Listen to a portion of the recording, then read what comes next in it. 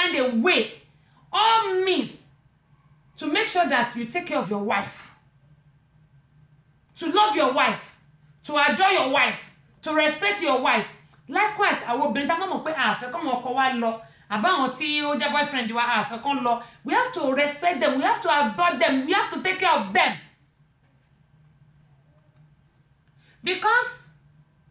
when you respect is reciprocal, when you don't respect each other, when you don't love each other, when you don't care for each other, lè bára yín pẹ́. Ṣùgbọ́n when you love, you respect, you adore, you taking care of each other, máa pẹ́ fúnra yín. Ṣùgbọ́n tó pé òní ẹjọ́ ọ̀la wàhálà bíi máa 60 years tọpọ lórí òpé yẹn tó yẹ gbogbo nǹkan tó ṣẹlẹ̀ nínú ilé wọn àtìyàwó ẹ̀ ló ń gbé sórí ayélujára. Ìwọ 60 years ọmọ 30, ẹjọ́ báwo lọmọ 30 ṣe fẹ́ gbó tó 60 years. But when you love each other, you care for each other, you respect each other, you adore each other, ìfẹ́ yẹn ó máa expand, ó máa gbòòrò. Wọ́n ní ṣẹ̀mí bí ẹlògùn rẹ̀ kò sẹ́ni tí ò kì í ṣera wọn. Àwọn àtẹnu máa ń jà. Prince Káyọ̀dé àdúpẹ́ àwọn àtẹnu máa ń jà, but tó bá gẹ́ra wọn jẹ, tó bá fi ẹran sínú ẹnu báyìí tó bá gé jẹ, á tún tó bá gé jẹ ó máa dúró, ó máa ṣẹ̀jẹ̀. Ṣùgbọ́n tó bá tún fẹ́ ẹran míì sí, ẹ̀yin ò ní sọ pé torí pé òun gé àwọn jẹ, àwọn náà ò ní sọ pé torí pé yín gé òun jẹ kóun má jẹ ẹran yẹn mọ́. Á jẹ á dẹ̀ dùn wá, tá bá gẹ́ra wa jẹ á dùn wá pé mo lè gẹ́ra mi jọ ń dùn mí, ẹ̀yin fẹ́ ẹran sí tí ò bá tún ní lọ. Ṣé rí ọ̀rọ̀ ọkọ àtìyàwó? What we don't understand is that it has been written and it has been ordained. Bí ẹni pé kéèyàn jẹ́ pastor ní ọ̀rọ̀ ọkọ àtìyàwó, Ọlọ́run ti kọ́ pé you have to marry. And kò dẹ́ ṣe gbogbo èèyàn tó bá marry náà níyàwó máa ń dúró lẹ̀, kò ṣe gbogbo tó bá marry náà lọ́kọ ń dúró lọ́dọ̀ ẹ̀. Ṣùgbọ́n tá a bá fi ìgbéyàwó wa sí orí ìpìlẹ̀ Ọlọ́run, gẹ́gẹ́ bí mo ṣe máa ń sọ pé ká fi Ọlọ́run de ìgbéyàwó alámùrè, well, ó máa jẹ́ kí ìgbéyàwó wa tọ́jọ́. Ṣùgbọ́n tí ìgbéyàwó wa tí a bá ti fi òpó Ọlọ́run dè lámùrè, atẹ́gùn máa fẹ́ lọ ni. Òun ló fi jẹ́ pé tọkùnrin tí ọkọ wa bá rí ìyàwó kan ta, tó bá róbìnrin ta, bóyá obìnrin yẹn bóyá bomb shot ló ń wọ̀ ni, tí wò kí wọ bomb shot, bóyá obìnrin yẹn bóyá obìnrin tí ọkọ wa rí ta ó ṣe irun, ó ṣe ojú, ó ṣe gbogbo, tí wò kí ṣojú, tí wọ́n dàbí arúgbó, of course ọkùnrin ọkọ ẹ̀ máa lọ. Nígbà bá rẹ́ lòmí tó ní ọmọ rẹ̀ tó ní gbogbo ẹ̀ tán pọn, tí wọ́n wá múra bíi àwọn ìyá 25th century, àwọn ìyá abúlé, àwọn ìyá oko, àwọn tẹ́ pé lóko báyìí wọ́n lè má wọ kọ́ mú rárá, kọ́ kí gbogbo ẹ̀kọ́ ṣe jàwàrà sílẹ̀, ìwọ náà wá múra bẹ́ẹ̀. Àbí ọkọ ẹ̀gọ́ ó ti ẹ̀ yí ẹ káàkiri, ó kàn ṣe jàkẹ́lá báyìí. Gbogbo àwọn nǹkan tọkùnrin máa ń rí nìyẹn. Tó bá róbìnrin tó smart tó ṣe gbọ́ ẹ̀, ojú ẹ̀ máa wà níbẹ̀, ó máa lọ nì. Àbí àwọn ọkùnrin náà tó jẹ́ pé àwa náà a kàn ṣe bákan ìmí ó kàn máa ṣe gbogbo ẹ̀, ìmí gbogbo àkọ́ọ̀tì ẹ̀ kò tí ẹ̀ ní smart mọ́ra wọn. Tóbìnrin yẹn wá rí ọkùnrin míì ta wá ní handsome man ni. Àwọn obìnrin ta bá rọ́kùnrin báyẹn ta, a lè help àwọn ọkọ wa to become what we want the man to become. Likewise àwọn ọkùnrin náà ta bá rọ́bìnrin tó smart tó wà ọ̀pá ń ta, we can touch up our wife too, kó dàbí ẹni tá a rí yẹn. Bó bá jẹ́ bomb shot ló wọ̀, ra bomb shot fún. Bó bá jẹ́ bra kan torí pé ó kó sókè ni, ìwọ náà lọ ra kó stay, wá size ìyàwó ẹ̀. Ọkùnrin mi ò mọ size ìyàwó ẹ̀ bí mo yẹn sọ, mo ti sọ láì mọ iye ìgbà. Ọkùnrin kan ló sọ ọwọ́ báyìí, ó mẹ́sọ̀ ọyàn ìyàwó ẹ̀ ni ó wà lọ káàkiri, ipò òun fẹ́ lọ ra ru bra yẹn. Ẹlòmíì undis ìyàwó ẹ̀ kò mọ size ẹ̀, obìnrin mi náà kò mọ size ọkọ ẹ̀, and that is so worst. Ó ń bẹ mi náà wí. Gbogbo wa pátápátá ẹ jẹ́ ká máa help ara wa. Ẹ wo, ó ti rampant jù l'American being, to be sincere. Wọ́n lè ṣègbéyàwó lónìí kó di ọ̀sẹ̀ tó ń bọ̀ kan túká. Ṣé wọ́n study ara wọn tẹ́lẹ̀ ni? Wọ́n lè ṣègbéyàwó lóṣù mẹ́fà, oṣù mẹ́ta, àlọ́sẹ̀ méjì yẹn báyìí bí ẹni pé nǹkan bí ó bá jẹ́ ìlú Nàìjíríà ni wọ́n ní wọ́n sàsí wọn ni. Ẹjọ́ sọ sàsí wọn nìyẹn. Tó bá jẹ́ ìlú Nàìjíríà ni wọ́n ní wọ́n sàsí wọn ni. tán fi túká o láàrin ọ̀sẹ̀ méjì o wọ́n dẹ̀ ná over $10,000 ẹ bá mi calculate over $10,000 that's 3 point something million kí ọ̀n ná lórí wedding ọ̀sẹ̀ méjì wọ́n dẹ̀ túká ṣé wọn ò study ara wọn ni àbí kí ni tó bá jẹ́ nàìjíríà wọn ni ayé ló ṣe wọ́n o torí nàìjíríà ọ̀bọ̀dọ̀ ayé lọ tẹ́lẹ̀ bá ṣẹlẹ̀ wọ́n ní ayé ló ṣe títàn bá ṣẹlẹ̀ aláyé ló ṣe kí ló tá lè máa gbàdúrà ká fi gbogbo nǹkan tá a bá ṣe ká fi ìpìlẹ̀ wa lé ọlọ́run lọ́wọ́ pé ìwọ ọlọ́run I give everything unto you just take absolutely control over my life over my business over my marriage over everything that I have even including my kids including my home ká ní ọlọ́run ó yá take control gba gbogbo ògo gbogbo nǹkan mi gbogbo nǹkan ayé mi àtayé mi àti ìdílé mi ó dá mi lójú tá a bá ṣe báyìí tàdé sọ bẹ́ẹ̀ fún ọlọ́run ọlọ́run á gbàdúrà wa ọlọ́run á gbàdúrà wa kò dìgbà tí pásítọ̀ kan bá ṣe wàá dáwọ́lé wa lórí tó sọ pé ní orúkọ jésù àwọn pásítọ̀ yẹn gan ẹlòmíín nu wọn ẹ̀ṣẹ̀ báyìí ó ju kóńgò mẹ́jọ lọ ẹ̀ṣẹ̀ ó ju kóńgò mẹ́jọ lọ mega nero àwọn South Africa ti ẹ̀yin South Africa ṣàlàfíà lẹ́wà o mo mọ̀ pọ̀rù lẹ́yìn wà ń bẹ̀ yẹn adúpẹ́ o gẹ́gẹ́ bó ṣe máa ń sọ Alhaji Muyideen láti Medina ẹ̀ka alẹ́ o òru lẹ́yìn náà wà ń bẹ̀ o tó adúpẹ́ pọ̀ lọ́wọ́ yín o gẹ́gẹ́ bó ṣe máa sọ pé àwọn àfà pastors ẹlòmíì ẹ̀ṣẹ̀ ojú kóńgò méjìlá lọ ṣùgbọ́n ìwọ tó wá lọ ń tẹríba sọ́dọ̀ wọn ó ṣeéṣe fẹ́ pé ẹ̀ṣẹ̀ díẹ̀ ni wọ́n rọra ní ṣùgbọ́n bíbélì ni pé ká bẹ̀bẹ̀ fún ìdáríjì ẹ̀ṣẹ̀ ká wá béèrè ohun tá a bá fẹ́ lọ́wọ́ ọlọ́run nígbà tí ọkàn wa bá mọ́ tá a mọ̀ pé ṣé mọ̀ pé gbogbo wa a dàbí àkísà ẹlẹ́gbin níwájú olúwa ni ṣùgbọ́n tá a bá kọ́kọ́ gbàdúrà fún ìdáríjì ẹ̀ṣẹ̀ lẹ́yìn ìyẹn àwa béèrè ohun tá a fẹ́ torí a lè máa dẹ́ṣẹ̀ ká ní kí ìbùkún máa pọ̀ sí kò possible ṣùgbọ́n tá a bá dẹ́ṣẹ̀ tá a bá dẹ̀ bẹ̀bẹ̀ fún ìdáríjì ẹ̀ṣẹ̀ àwa béèrè ọ̀pọ̀lọpọ̀ ìbùkún lọ́wọ́ ọlọ́run gbogbo nǹkan tá a bá ń ṣe tó bá ń dún kò ṣe pé àmọ́ ṣe ṣùgbọ́n ohun ọlọ́run kí nǹkan tá a bá ń ṣe kó máa dún ni. ara kéńdé náà ló ń jẹ́ ètò ìdára púpọ̀ gan-an ó dẹ́rìn kò sónú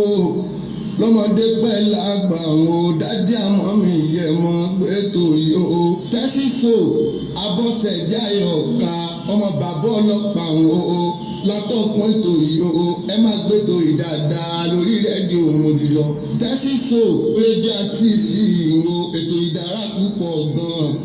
ó dá súlìbọ̀ ìwò fagbálà àgbà wọn fọmọ kékeré lẹ́nu abọ́sẹ̀jẹ́ ayọ̀ká ètò ìdára púpọ̀ gan-an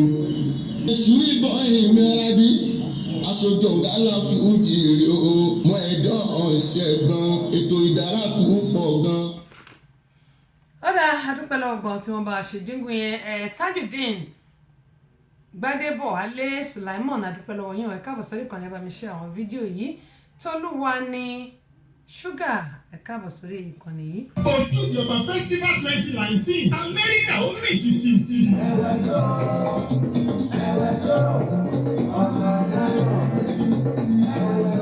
Torí tìlú àlùjọ tàrùkù lálálá. A ó gẹ̀ẹ́sì bẹ́ẹ̀ náà ṣèfilọ́lẹ̀ CD. Ojúde-Ọba Festival 2019 àwọn orí adé ń bọ̀ bìbà. Bẹ́ẹ̀ là ń retí àwọn ìjòyè. Àwọn ọ̀tọ̀kùlú ìlú òní gbẹ̀yìn. Ọ̀pọ̀lọpọ̀ adẹ́rìn-pòṣónú ní ń bọ̀. Orí adé ọjọ́ náà ni ọba Aṣọlá Akérèmísí. Orí adé Georgia. Ojúde-Ọba Festival 2019 yóò wáyé ní Friday August 30 2019. Hilarion Banquet Hall 5134 Old National Highway College Park Georgia Sipco 30349. Bẹ̀rẹ̀ láago mẹ́jọ alẹ́ títí di aago méjì ìdájí. Àwọn alábòójútó ni Alájà Nana Àwáwù Alhaji Lẹ́kan Ṣítù Ọ̀túnba Ìmágbífá àti bẹ́ẹ̀ bẹ́ẹ̀ lọ. Ojúde-Ọba Festival 2019 Amẹ́ríkà ó gbàlẹ́ àjọ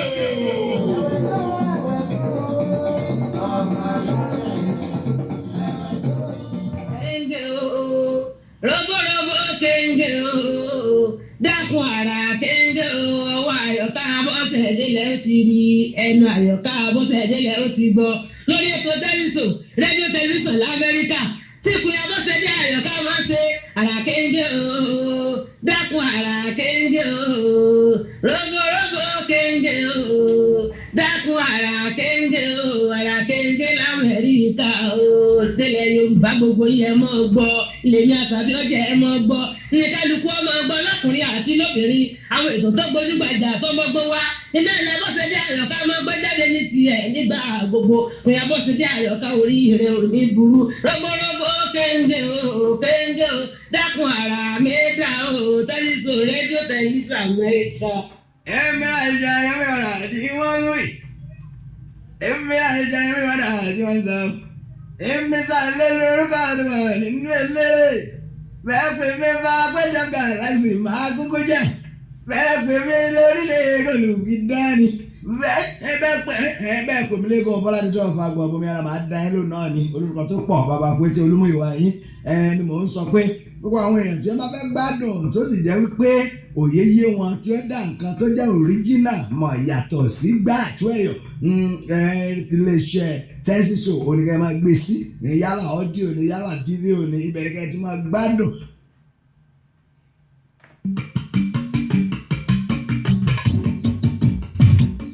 Ìwọ ọ̀rẹ́ mi ó yẹ ẹ máa gbọ́ Tẹ́sí Show rédíò pẹ̀lú tẹlifíṣàn tí gbogbo ayé ń wò òun ni gbogbo ayé ń gbọ́ látọwọ́ Àbọ́sẹ̀dé ọmọ bàbá ọlọ́pàá yèyé Àgbàsàgà ọba obìnrin olùṣètò ìyálóde amúlùúdùn àmbàsàgà amúlùúdùn náà ni òun ni yèyé Àgbàsàgà àfètò kọ́ni lásà ẹ̀sìn wa tó síwájú ṣebí nọ́mbà wa òun náà ní ipò kìíní màlúkà ṣẹ́gbọ́ Abọ́sẹ̀dé mojí ìṣòro rẹ̀ Abọ́sẹ̀dé mojí ìṣòro rẹ̀ ìwọ ọ̀rẹ́ mi dákun máa gbé kúrò ọ̀rẹ́ mi dákun máa gbé kúrò ọ̀rẹ́ mi. A dúpẹ́ lọ́wọ́ Ọlọ́run ibi tí ó ti bá wa bẹ̀rẹ̀ ibi tó mú wa dé àti ibi tí ó mú wa lọ gbogbo èèyàn wa nílé má gbàgbé pé tó bá di ní ọ̀la ojúde ọba 2019 yóò máa wáyé ní Larry and Banquet Hall tó wà ní Old National Highway College Park nílùú Atlanta ń bí ọláyé òde òní náà ni a mọ̀ ṣe ìfilọ́lẹ̀ àwọn àwòrin wa onígbàwé méjì yìí Yorùbá ní it's Yorùbá àti àṣà Yorùbá culture gẹ́gẹ́ mo ń sọ pé tiwantiwa lélẹ́yìí gbogbo yín pátá ni mo pè ọmọdé àgbà ọkùnrin obìnrin ẹ̀yin tẹ́ bá ṣáà ti débẹ̀ ẹ ṣàtọ́ pé Tẹ́sí Show Queen Abọ́sẹ̀dé òun náà ni ẹ béèrè ẹ̀wò gẹ́gẹ́ mo ṣe máa ń sọ pé àǹkárá wà $40 ṣùgbọ́n kì í ṣe dandan ọgbọ́n tó bá ra àǹkárá ẹ ṣáà máa gbéra yín bọ̀ kẹ́ ẹ gbé bọ́dì yín ẹ jẹ́ kí gbogbo akájọ ní fun yẹn ni pé kájọ gbádùn ara wa ojúde ọba is all about fun ẹ jẹ́ kájọ gbádùn ara wa kádẹ̀ bá mi ṣe ìfilọ́lẹ̀ àwọn àwo orin tèmi ní ọ̀la òde òní ni Ọlọ́run Olódùmarè yóò ṣọ́ wa ju ọ̀la lọ gbogbo ẹni tẹ́ wà ní Atlanta àti agbègbè gbogbo ẹni tẹ́ wà ní Georgia tẹ́ wà ní outside Georgia gbogbo yín la fi tìfẹ́tìfẹ́ pé gbogbo ẹ̀yin tẹ́ máa wá láti Chicago ẹ̀yin tẹ́ ń bọ̀ láti New York ẹ̀yin tẹ́ ń bọ̀ láti Maryland àti ẹ̀yin tẹ́ ń bọ̀ ní gbogbo outside Texas ní Mississippi ní láyọ̀ àtàláfíà ní gbogbo yín máa fi débi àyè tẹ́ bá fi lé yín sílẹ̀ òun náà ni ẹ fi débi báyìí lágbára Ọlọ́run àní fi ti ọ̀la yìí àní fi ṣe àṣemọ kọ́lá ọmọ owó ẹ̀ṣẹ̀ lè ṣe bá mi ṣe fídíò yìí ẹni dààmú ẹni fọwọ́ náà gbọmọ sí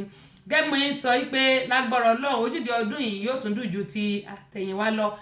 ìkarùn-ún ẹ̀rẹ́ ojúde ọdún yìí ojúde ọba àti ọdún yìí ojúde ọba àti ọdún yìí ìkarùn-ún irú ẹ̀rẹ́ yẹn ni pé 5th festival ojúde ọba festival the 5th festival òun ni eléyìí tí a mọ̀ ṣe ní ọ̀la yìí ṣùgbọ́n nígbà wẹ́ méjì ni ọ̀gá ẹ̀gbọ́n yín sọ pé a mọ̀ ṣe ìfilọ́lẹ̀ àwo orin àṣà Yorùbá ìyẹn fídíò CD èyí tí a ṣẹ̀ kó jáde àti ọ́díò CD Yorùbá ni mo bẹ̀ wá torí Ọlọ́run torí pé tó bá kàn àwọn èèyàn náà ló máa bá ọ náà ṣe tiẹ̀ gbogbo ẹ̀yin tẹ̀lé ń bá mi yọ̀ ayọ̀ tí náà yóò dé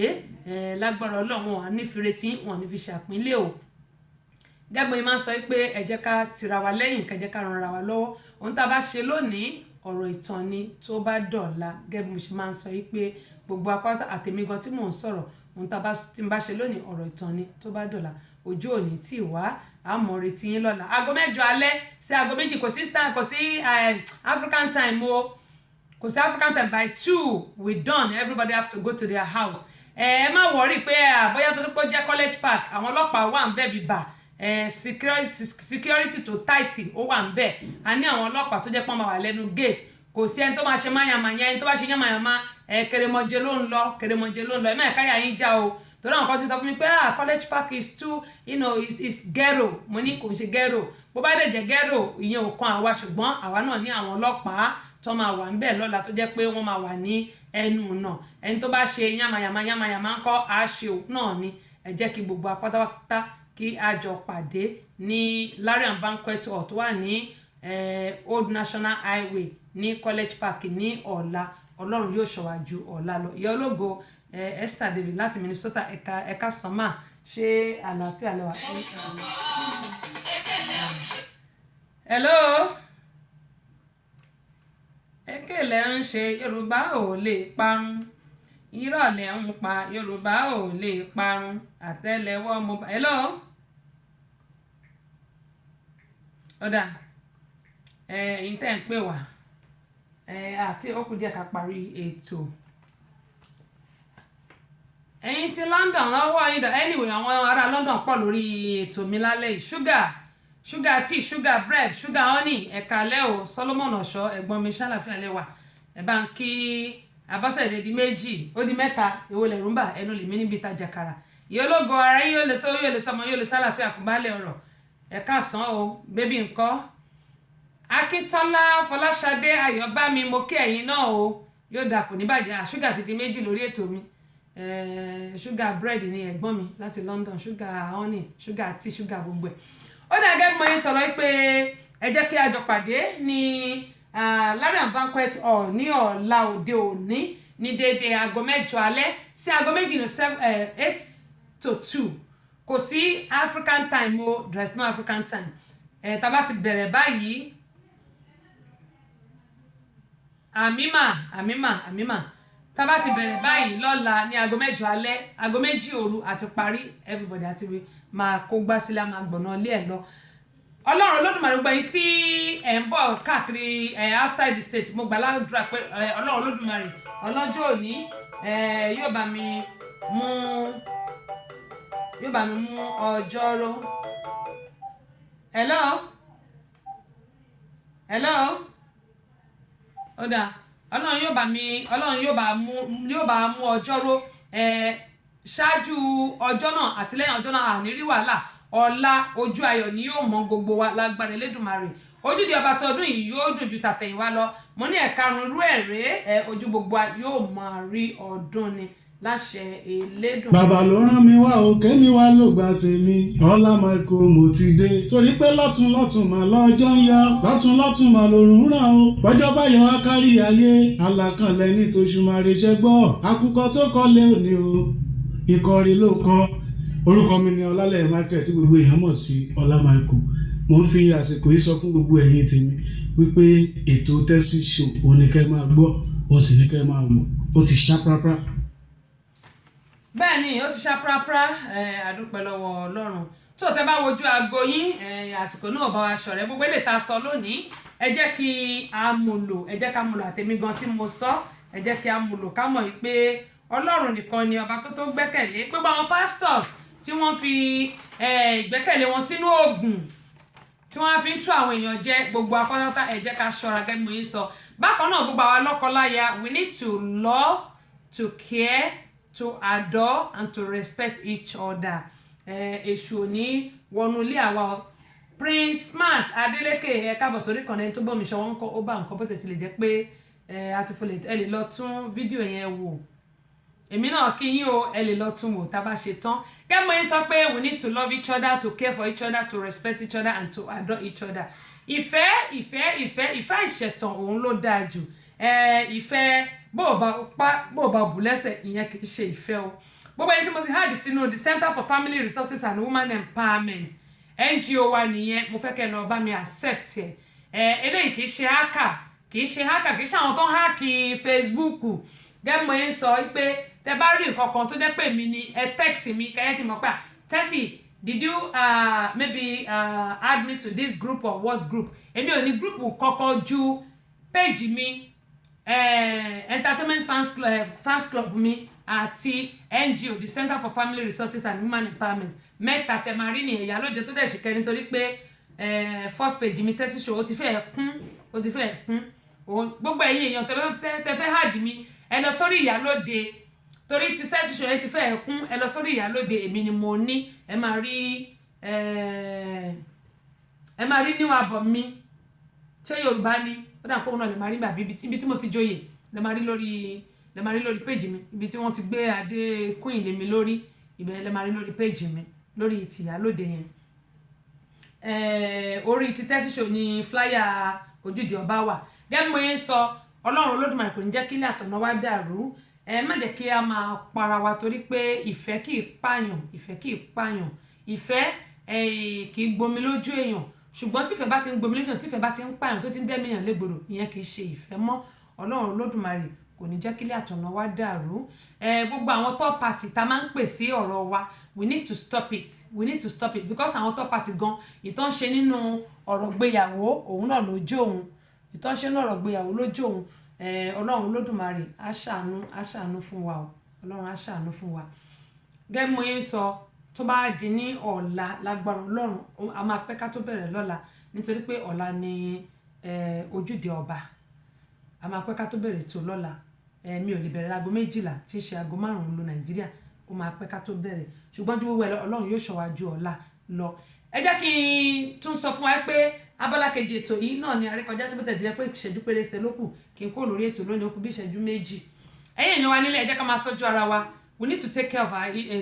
ourselves our body need rest ẹ jẹ́ ká máa sùn dáadáa ó ń bẹ̀ mí náà wí o oorun 4 hours 3 hours tá máa sùn yẹn kì í ṣoorun o at least the minimum is 8 hours minimum pé àárọ̀ ẹ̀rí 8 hours mọ̀ pé pàápàá jùlọ àwọn táwa nílùú òyìnbó kí láá jẹ kí láá mu kò jẹ́ ká ní time láti lè máa sùn dáadáa òun ló jẹ́ kí a lot of people ní high blood pressure òun ló jẹ́ kí a lot of people máa sick ẹ wò ó níbí báyìí treatment tó bá fún yàn treatment bí ìtàn máa ń gbé wá sílé èèyàn máa ti ń pọ̀ jù ṣé wá rí àwọn oògùn tá máa ń lò nǹkan kan tí ò yé wa ní pé àwọn oògùn tó máa ń fún wa tá máa ń lò yẹn àwọn oògùn yẹn tá bá kọ̀ tá a bá lò ó mọ́ ó máa oògùn yẹn tí a bá ti kọ̀ tá a lò mọ́ ó máa jẹ́ kí nǹkan tó ń ṣe wá pọ̀ then àwọn oògùn míì náà tá tún ń lò ó máa jẹ́ kí àwọn nǹkan míì tí ò ṣe wá nú ara ó máa jẹ́ kó máa ṣe wá òun ni mo ṣe máa ń sọ fún wa pé àwọn home remedy tá a lè lò tí nǹkan yẹn ò bá tí ì di chronic tí ò bá tí ì gbópọn ó wà. Ètò Tẹ́síṣò àwọn ọmọdé ò lè máa gbọ́. Àwa ọ̀dọ́ náà ò lè fi ṣeré. Yèyé Agbáṣàga ọba obìnrin olùṣètò a máa ń gbádùn ẹ̀ gan. Tẹ́síṣò ìyálóde amúlùúdùn àwa àgbàlagbà gan ààyò ètò rẹ̀ là wá. Tẹ́síṣò ambassadọ̀ rédíò amúlùúdùn rìnsólẹ̀.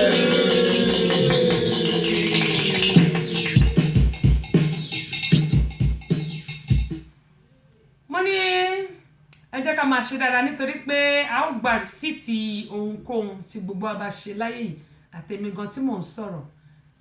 Roslyn, good afternoon, how you doing? Welcome on board. A ó gba rìsíìtì ohunkóhun tí gbogbo wa bá ṣe ní ayé yìí whether it is good or bad. Everybody have the receipt for whatever he or she did. Ẹ jẹ́ ká ṣe dáadáa. Gẹ́gẹ́ mo ń sọ pé ẹ jẹ́ ká máa tọ́jú ara wa. Ṣẹ́rí blood pressure wọ́n máa ń fún àwọn èèyàn ní àwọn oògùn kan nínú ìlú tá a wà tó yẹ pé tó bá ti ń lo oògùn blood pressure yẹn tí ò bá wà lò mọ́ ọ̀ bóyá òun continue ẹlòmíì máa lo oògùn blood pressure ò ní lọlẹ̀ ṣùgbọ́n a tún wá dá nǹkan míì sí lára ẹlòmíì wọ́n ti lo oògùn blood pressure tó yẹ pé ó ti affect kidney wọn ẹlòmíì wà tó yẹ pé ó ti lo oògùn blood pressure tó yẹ pé ó ti jẹ́ kó níbi diabetes àbí ìwọ̀n kan ṣùgbọ́n ṣe rí tá bá ti rí pé ká lọ ra blood cuffs lé ìyẹn ni blood pressure machine àwọn kan wà tó yẹ pé fúnra yín ló máa ṣe ò nídìí kó lọ sí store tó bá dẹ̀ pé a lè lọ sọ́wọ́n store yẹn bóyá bí àwọn tá bá wà nílùú òyìnbó bóyá bí Walmart ní Publix ní wọ́n ní ń bẹ̀ tá bá sì lọ bẹ̀ àkàn gbé ọ wá sí báyìí àdẹ̀ ti tẹ̀ pínpínpín á ṣe fún wa ibùgbọ́n á wo weight wa tá bá rí pa ti sanra jù ẹ jẹ́ ká máa ṣe exercise ọsàn wẹ́wẹ́ pẹ̀lú warm water a lè bọ́ ọsàn wẹ́wẹ́ síbí kan àbí ká fún odidi ẹyọ kan ká fún sínú cup ká yọ ewé ẹ̀ kó inú warm water ni o láràárọ̀ ká tó jẹun rárá ká máa mú ká dẹ̀ máa ṣe exercise ṣe tó bá ṣe exercise a máa work heart wa bóyá treadmill ni o bóyá jump rope ni o bóyá just walking ni o pé ká kàn trek ìyẹn ni pé ká kàn máa rìn lọ rìn bọ̀ tá bá lè ṣe bóyá 3 times in a week ó bẹ̀ mí náà wí o torí èmi náà gbà mí ọ̀lẹ ti fọ́ mi lórí ṣùgbọ́n mo máa gun staircase dáadáa ọ̀lẹ ti fọ́ èmi gan náà lórí ọ̀lẹ ti fọ́ mi lórí ìgbà míì tí bá ti gùn báyìí tó bá ti rẹ̀ mí ẹsẹ̀ máa ro mí ṣùgbọ́n tí bá ń ṣe lójoojúmọ́ ìgbà míì máa ń ṣe lójoojúmọ́ ó máa tún mọ́ mi lára ṣùgbọ́n bàbá tí bá tún ti wá jókòó jẹ́gẹ̀dẹ̀ tí mi bá tún wá ṣe ìjọ tí bá kọ́kọ́ ṣe báyìí gbogbo ẹsẹ̀ máa ro mí ni ẹ jẹ́ ká gbìyànjú torí pé èmi náà ó ń bẹ̀ mí náà wì máa sọ ń bẹ̀ mí náà wì ẹ jẹ́ ká gbìyànjú ká máa ṣe size tá bá ti ń ṣe size tá bá ti ń work heart wa máa ṣiṣẹ́ dáadáa tó bá ti ń ṣe dáadáa àwọn multivitamin a lè máa lo omega h3 ó dáa torí yẹn náà máa ń ṣiṣẹ́ fún cardiovascular ó máa ń ṣiṣẹ́ fún heart a lè máa lo omega h3 irú àwọn obìnrin tó jẹ́ pé ẹ̀jẹ̀ tí tá bá ti ń ṣe period wa kó yìí má máa kọ́ wa ẹ jẹ́ ká ra àwọn multivitamin ká dẹ̀ ra iron ká máa lò torí pé ọ̀pọ̀lọpọ̀ àwọn obìnrin ló jẹ́ pé tá bá lọ sí hospital wọn máa ní hemoglobin wa low tẹ́ hemoglobin wa bá dẹ̀ ti low ìyẹn ni pé ẹ̀jẹ̀ ara wa low nìyẹn we need to get iron àti omega h3 yẹn ká máa lò lẹ́yìn yẹn ká máa ṣe size dáadáa gẹ́gẹ́ mo sọ pé ọsàn ìwé yẹn a lè fi sínú warm water ká máa lò ní ká máa mú ní àràárọ̀ ká tó jẹun rárá ká dẹ̀ ṣe size then mo máa sọ fún wa pé garlic a lè gé sí wẹ́wẹ́ kò ṣe pa máa ní chop ẹ o a lè slice ẹ garlic kan a lè slice ọ̀sán náà méjì àbọ̀ náà mẹ́ta ká dà sínú omi pẹ̀lú ọsàn ìwé ẹyọ kan odidi whole ọsàn ìwé ẹyọ kan lime a máa gé sí wẹ́wẹ́ a máa slice a máa gé sí wẹ́wẹ́ pẹ̀lú èpo ẹ̀ a máa ti ṣan o pẹ̀lú èpo ẹ̀ a máa ti ṣan gbogbo ẹ̀ àkànkò sínú omi ni àádé pa tó bá di ijọ́ kẹta ká bẹ̀rẹ̀ sí mú ẹni tí ò bá dẹ̀ lè mú bẹ̀ tó bá pé ẹ̀yin bá lè jẹ garlic torí garlic èmi ò lè jẹ ó máa rùn ni ṣẹ́ra àwọn tó ń tà ní ilé ìtajà yẹn wọ́n ti preserve ẹ̀ ìyẹn ni pé wọ́n ti fi nǹkan sí àwọn ilé tó bá ti fi nǹkan lú yẹn ò dáa but natural wọn tẹ́ bá lè jẹ lẹ́nu ó dáa ṣùgbọ́n mi ò lè jẹ mo ti jẹ́ pé ó dàbí ó ta báyìí ni ṣùgbọ́n ginger máa ń jẹ ginger lẹ́nu tó bá tún ti dìgbà tí winter bá dé máa bẹ̀rẹ̀ sí jẹ ginger padà ginger ẹ lè fi sínú mọ́mọ́ín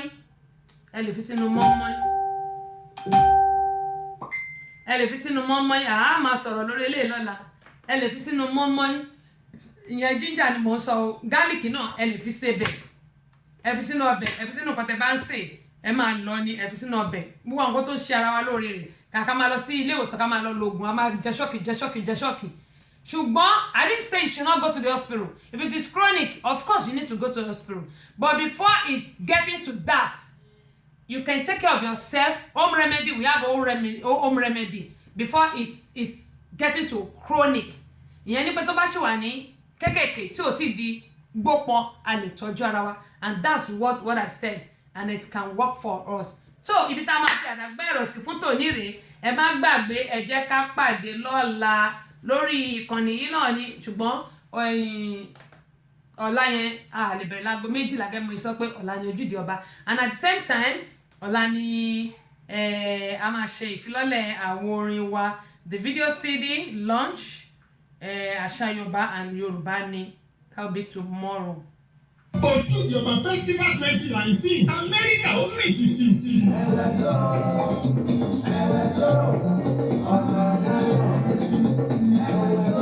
Lórí tìlú àlùjọ tàrùkù lálálá. Àwọn gẹ̀ẹ́sì bẹ́ẹ̀ náà ṣèfilọ́lẹ̀ CD. Ojúde ọba festival 2019 àwọn orí adé ń bọ̀ bìbà. Bẹ́ẹ̀ là ń retí àwọn ìjòyè. Àwọn ọ̀tọ̀kùlú ìlú òní gbẹ̀yìn. Ọ̀pọ̀lọpọ̀ adẹ́rìn pòṣónú ní ń bọ̀. Orí adé ọjọ́ náà ni ọba Aṣọlá Akérèmísí. Orí adé Georgia. Ojúde ọba festival 2019 yóò wáyé ní Friday August 30, 2019. Níláyà Banquet Hall 5134 Old National Highway College Park Georgia Sipco 30349. Bẹ̀rẹ̀ láago 8 alẹ́ títí di aago 2 ìdájí. Àwọn alábòójútó ni Alájà Nana Àwáwù Alájì Lẹ́kan Ṣítù Ọ̀túnba Ìsìnkímà Gbífá àti bẹ́ẹ̀ bẹ́ẹ̀ lọ. Ojúde ọba festival 2019 Amẹ́ríkà ó gbàlẹ́ ọjọ́.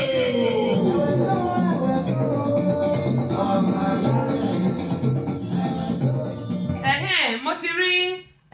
kíní Pastor Melody tí mò ń sọ màá gbé sórí péèjì mi ni jẹ́ ìwọ̀n náà ṣé wọ́n lè gbọ́ ọ̀rọ̀ ẹ̀ ń bí báyìí jẹ́ ìwọ̀n náà bó mo ṣe lè extend díẹ̀ jẹ́ ìwọ̀n náà lórí eléyìí ò lè lọ ń bọ̀.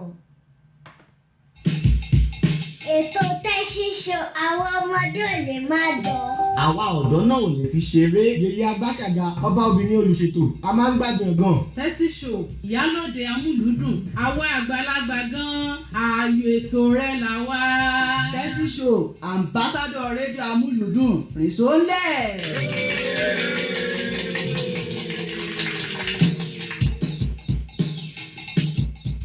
ó dẹ̀ àwọn lélẹ́yìí gẹ́gẹ́ mo sọ pé ibi tí a máa fi àdàgbà ẹ̀ sí rè Pastor Melody nìyẹn o Pastor Melody tí wọ́n mú máa fi sí orí péjì yẹn bá lọ́wọ́. Oh, the local government. In which states? In Korea. Gbogbo àwọn tó ń lọ́dọ̀ pásítọ̀ káàkiri In Edo ṣe State. ti rí.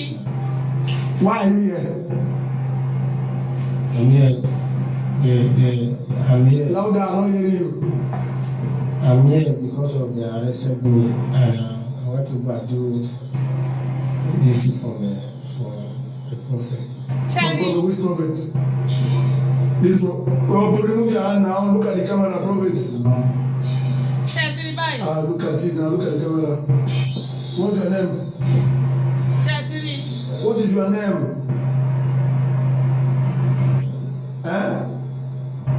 Kò lè sọ̀rọ̀. Melody. Okay. Anyway. Yes, go ahead. Ẹ rí lórí péjì mi òun ni mo yín sọ fún wa pé we need to be very very careful. That's the Pastor Melody right there. So all the Christian, I didn't say, there's no good Christian out there. We have a lot of good Christian out there, and we have a good alpha out there. But at the same time, we need to be very, very careful. Taiwo Olotu, we need to be very, very careful about the fake prophet.